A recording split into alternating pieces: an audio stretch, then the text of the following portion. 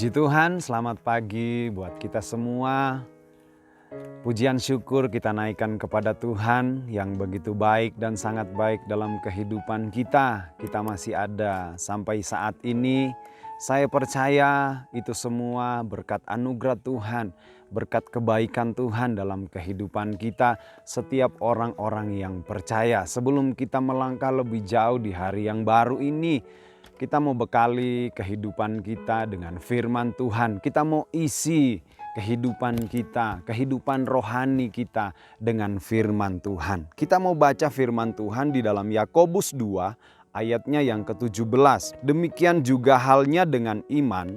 Jika iman itu tidak disertai perbuatan, maka iman itu pada hakikatnya adalah mati. Saya baca sekali lagi. Demikian juga halnya dengan iman. Jika iman itu tidak disertai perbuatan, maka iman itu pada hakikatnya adalah mati. Saya mau beri judul renungan pagi hari ini, yaitu dengan judul iman tanpa perbuatan adalah mati.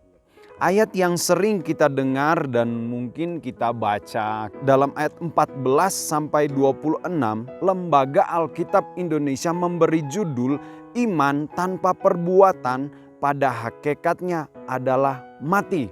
Dan firman Tuhan dalam ayat ini, di dalam ayat 17 dengan jelas ditulis, iman tidak disertai perbuatan adalah mati.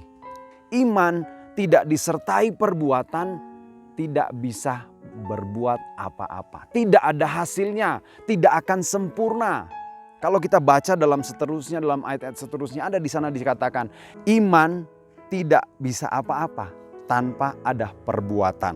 Jadi di saat kita beriman kepada Tuhan, kita percaya kepada Yesus, kita harus percaya dengan sungguh-sungguh kepadanya. Harus hidup sesuai firman Tuhan. Kita beriman kepada Tuhan, kita harus hidup sesuai firman Tuhan. Kita harus benar-benar mengikuti perintah-perintahnya. Bukan hanya sekedar beriman, sekedar percaya saja, tapi harus ada pembuktian. Ada bukti dengan iman yang ada pada kita. Mari kita lihat contoh dalam Alkitab. Orang-orang yang mendemonstrasikan iman mereka. Di dalam Lukas 17 ayat 14. Ini kemarin sudah dibahas oleh Ibu Gembala. Dan ini sangat memberkati saya. Berkata demikian, lalu ia memandang mereka dan berkata, pergilah, perlihatkanlah dirimu kepada imam-imam. Dan sementara mereka di tengah jalan, mereka menjadi tahir. Kalau kita baca ayat sebelumnya, di ayat 11 sampai 13, ini berbicara tentang ke-10 orang kusta. Bagaimana Yesus bertemu dengan ke-10 orang kusta ini. Dan ke-10 orang kusta ini memohon. Saat mereka berjumpa dengan Yesus, mereka memohon untuk dikasihani. Tetapi pada waktu itu Yesus tidak langsung membuat mereka sembuh. Yesus tidak langsung berkata, hei sembuhlah. Kalau Yesus berkata sembuh, pasti langsung sembuh. Tetapi Yesus izinkan, Yesus memberikan proses kepada mereka. Yesus mengizinkan proses. Yesus menguji iman mereka. Yesus menguji kepercayaannya mereka untuk sembuh. Dan iman yang luar biasa diperlihatkan oleh 10 orang kusta. Yesus memberikan proses dalam kehidupan mereka. Ini juga bisa terjadi, bisa kita alami sebagai orang-orang yang percaya. Saat kita memohon, saat kita meminta kepada Tuhan, entah apapun itu permintaan kita, Tuhan kadang tidak secara langsung memberikan secara instan seperti yang kita minta. Tetapi Tuhan kadang mengizinkan ujian. Tuhan izinkan proses buat kita. Yesus menyuruh ke-10 orang kusta ini untuk pergi memperlihatkan diri mereka kepada imam-imam.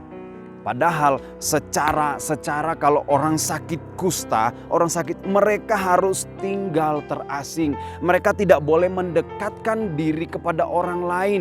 Mereka tidak boleh berdekatan dengan orang-orang sehat. Tapi kok ya malah disuruh sama Tuhan Yesus sendiri untuk menunjukkan diri mereka. Coba kita lihat bukti di dalam Imamat 13 ayat 46 berkata begini. Selama ia kena penyakit itu, penyakit kusta, ia tetap najis. Dan memang ia najis, ia harus tinggal terasing di luar perkemahan itu. Itulah tempat kediamannya. Sebagai orang yang sakit kusta pasti mereka ada rasa bimbang, rasa khawatir, rasa ragu-ragu, dan bukan rasa takut untuk melangkah menuju kepada imam-imam. Posisi mereka masih sakit, posisi mereka itu masih dalam sakit kusta. Tetapi mereka harus melangkah, memperlihatkan diri kepada imam-imam. Tapi toh mereka melangkah. Ini yang namanya iman disertai dengan perbuatan.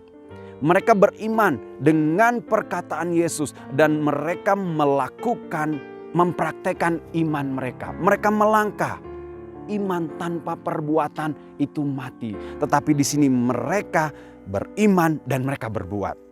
Mereka melakukan perintah Yesus. Mereka mengikuti seperti yang Yesus suruh.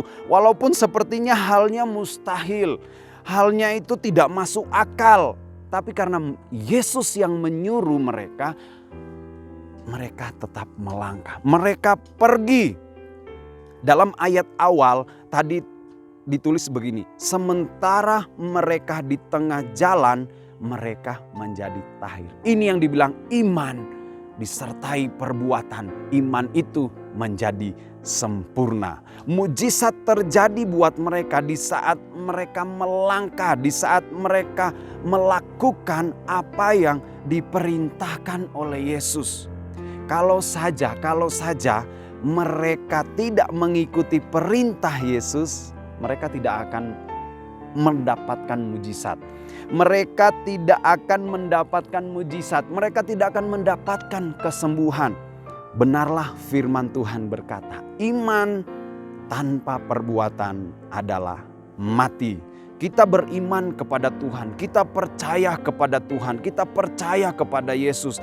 Tetapi jika kita tidak mendengarkan perintahnya, kita tidak melakukan kehendaknya, kita tidak melakukan seperti apa yang Tuhan mau, semuanya sia-sia, semuanya mati.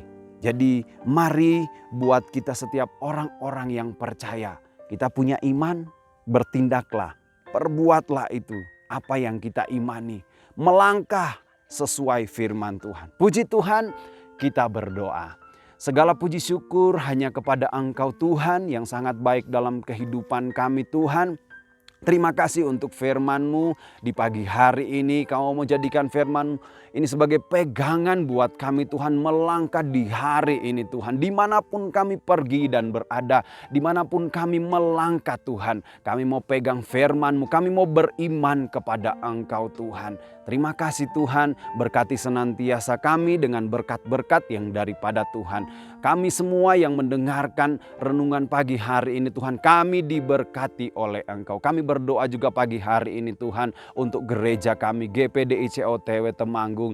Bahkan kami berdoa untuk Bapak dan Ibu Gembala kami. Kami tetap serahkan kedua hamba-Mu ini Tuhan. Bahkan keluarganya Tuhan. Tuhan yang tetap senantiasa menolong, memberkati. Biar urapan yang baru Tuhan tetap anugerahkan senantiasa dalam kehidupan hamba-Mu. Bahkan keluarganya Tuhan. Dalam mereka melayani Engkau. Bahkan hamba-hamba-Mu dimanapun mereka berada Tuhan. Yang melayani, yang membantu pelayanan di GPDI COTW Temanggung ini Tuhan. Biar Tuhan senantiasa juga menolong, memberkati kehidupan mereka. Satukan roh dan hati setiap hamba-hamba-Mu yang melayani pelayanan di tempat ini. Bahkan umat-umat-Mu Tuhan yang beribadah di tempat ini di GPDI COTW Temanggung. Tuhan tetap senantiasa juga memberkati dan menolong kehidupan mereka Tuhan. Apapun yang mereka alami saat ini Tuhan. Mungkin ada dalam keadaan sakit, mungkin ada dalam pergumulan Tuhan. Mari Tuhan Engkau turun tangan dalam kehidupan mereka. Yang sakit Tuhan sembuhkan, yang butuh pertolongan yang daripada Engkau Tuhan jamah,